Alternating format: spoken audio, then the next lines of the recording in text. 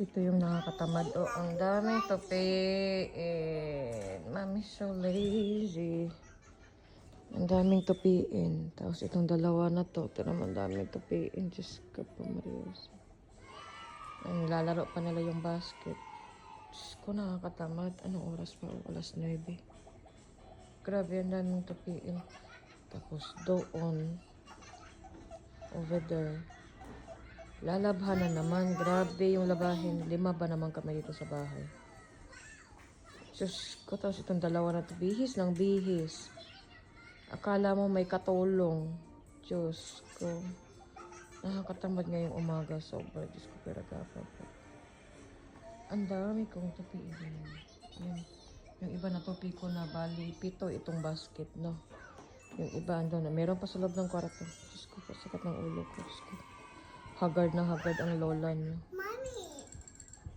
Yes. Pinanda. Mao ba? Kaya dawa agad na dong ha. Maboslot, ginatong planggana ba. Ay, grabe nakakatamad. Ay, grabe, karong buntag. Grabe, Diyos, grabe. Sakit akong ulo. Oh. Lap ng buhay nila, lap ng buhay na ulan ng TV.